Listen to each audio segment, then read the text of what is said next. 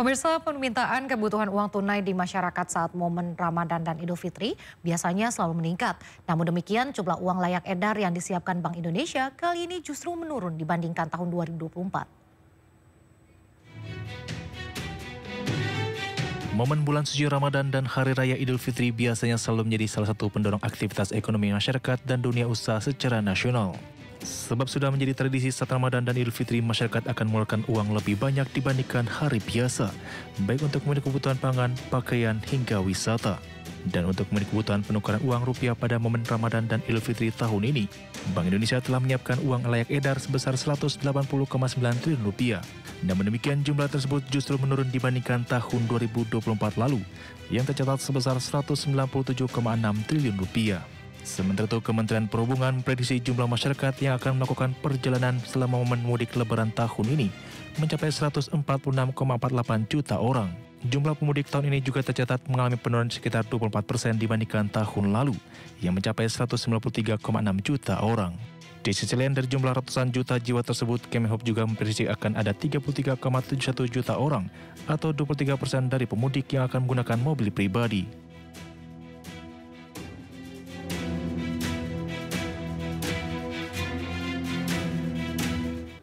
Kembali di Sindo Siang, pemirsa, pelaku usaha di Kota Depok, Jawa Barat resah karena sejumlah organisasi masyarakat meminta jatah uang tunjangan Hari Raya jelang Lebaran 2025. Ormas tersebut meminta THR dengan mengirimkan surat ke pelaku usaha.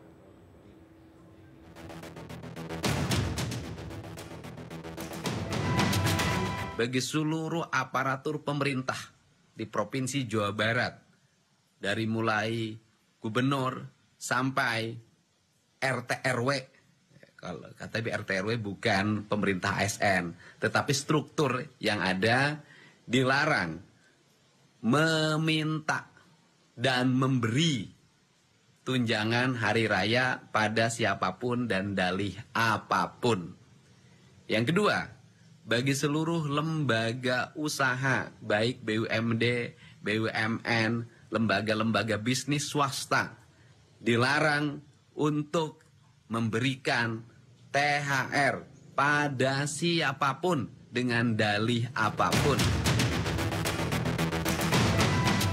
Salah satu pelaku usaha di kawasan Sawangan menerima 3 surat berupa isi permohonan partisipasi mendukung kegiatan dan meminta dana keamanan jelang Lebaran dari 3 ormas berbeda.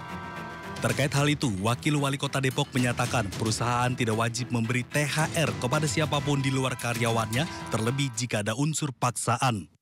Sehingga kami memastikan bahwa pengusaha fokus, juga pastikan fokus kepada THR semua karyawannya. Itu dulu, satu. Yang kedua, apabila mau memberikan bantuan atau apa kepada pihaknya, silakan aja, tapi tidak boleh ada unsur paksaan. Sementara itu, belum ada masyarakat yang melapor langsung ke polisi terkait permintaan tunjangan hari raya dari ormas. Jika memang ada laporan, polisi akan lakukan penyelidikan serta membentuk tim untuk menindaklanjuti keluhan para pelaku usaha. Jadi untuk kegiatan itu kan sudah ada jelas semua dari Mabes Polri, namun demikian tetap kita menunggu respon dari masyarakat. Di samping kita juga melakukan tim untuk melakukan penyelidikan. Artinya kalau memang unsur terpenuhi dalam hal ini mungkin pemerasan dan sebagainya, kita proses sesuai dengan kebijakan. Tapi belum ada laporan langsung ke polisi? Sementara belum. Terkait ormas minta THR Lebaran, para pelaku usaha diharapkan segera lapor pihak kepolisian. Jika ditemukan dan terbukti adanya unsur pemerasan, maka pelaku akan diproses sesuai hukum yang berlaku. Tim Liputan iNews melaporkan. Sebelumnya viral di media sosial, pengurus RW di Jakarta Barat meminta THR 1 juta rupiah ke setiap pengusaha lahan parkir. Usai viral, pengurus RW meminta maaf dan menarik surat edaran permintaan THR. Surat edaran yang diduga dikeluarkan oleh pengurus salah satu RW di Jembatan 5 Jakarta Barat viral di media sosial. Surat berisi permintaan uang tunjangan Hari Raya Lebaran sebesar 1 juta rupiah ke para pengusaha yang menggunakan lahan parkir. Wakil Gubernur Jakarta Rano Karno menanggapi kasus ini. Menurutnya, memungut THR tidak boleh dilakukan. Ia meminta seluruh pengurus RT dan RW di Jakarta tidak meminta THR atau pungli kepada warga. Cuman begini, kita mesti paham. Maaf nih, RT RW saya juga mengeluarkan edaran untuk apa? Misalnya untuk lebaran sampah. Itu sih normal gitu. Tapi juga ada ketentuan, jangan gila-gilaan, nggak boleh itu. Kayak petugas sampah, tukang sapu. Di komplek-komplek pasti begitu. Pasti dikolek dari Usai viral, pengurus RW yang meminta THR meminta maaf dan menarik surat edaran. Tim Liputan iNews melaporkan.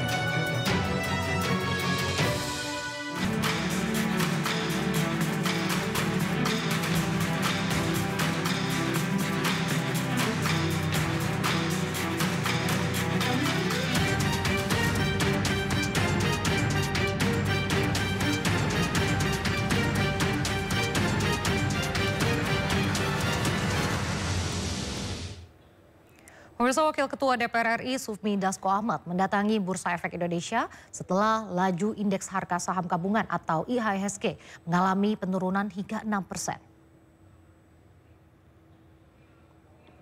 Turunnya IHSG hingga menyentuh 6% pada penutupan perdagangan sesi pertama Senin menyebabkan Bursa Efek Indonesia langsung melakukan penghentian perdagangan sementara setelah penurunan menyentuh 5%. Meski demikian, pada pembukaan perdagangan kedua, IHSG kembali mulai mengalami kenaikan dari sebelumnya turun 6%, kini 3%. Kedatangan anggota DPR ke Bursa Efek Indonesia sebagai bentuk dukungan dan meyakinkan kepada para pelaku pasar agar dapat tetap tenang serta meminta pemerintah untuk mengambil langkah secara cepat agar pasar saham dapat kembali meningkat.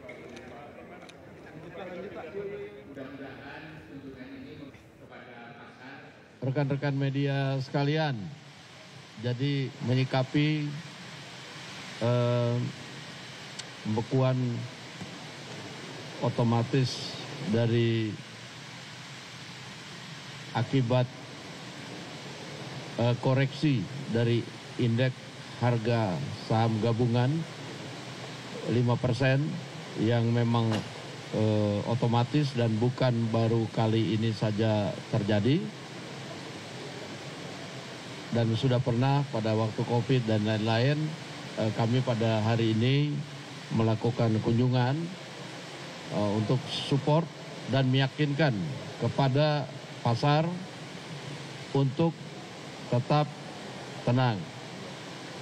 Bahwa kemudian kami akan mendukung pemerintah untuk hadir dan mengambil langkah-langkah yang dianggap perlu dalam tempo yang cepat-cepatnya untuk mengembalikan pasar supaya stabil.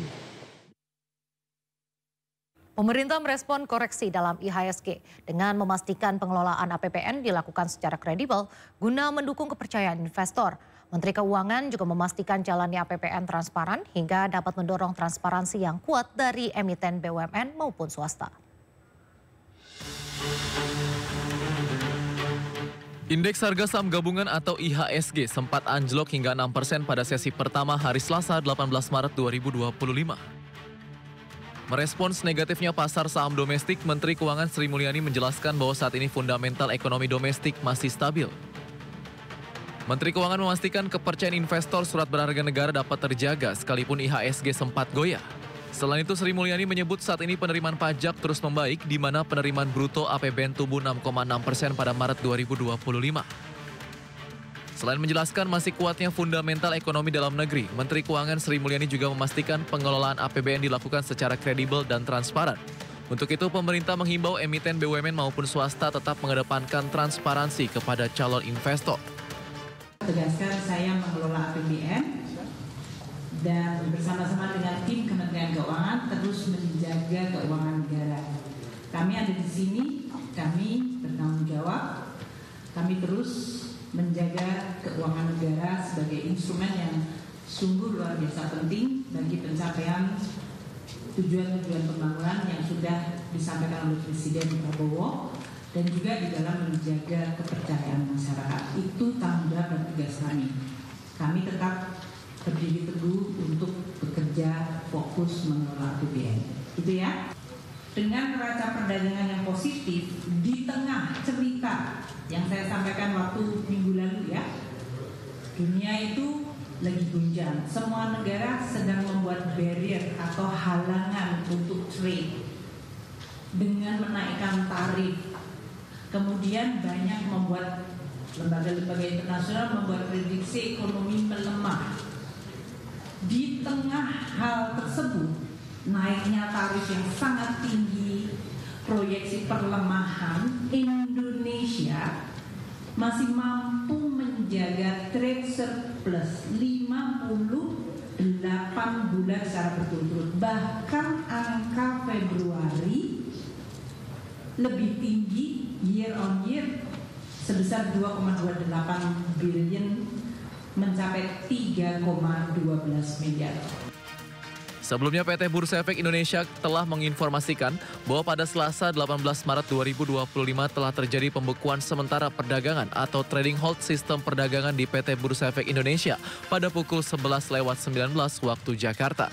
Hal tersebut dipicu penurunan indeks harga saham gabungan yang mencapai 5% sebelum penutupan sesi pertama.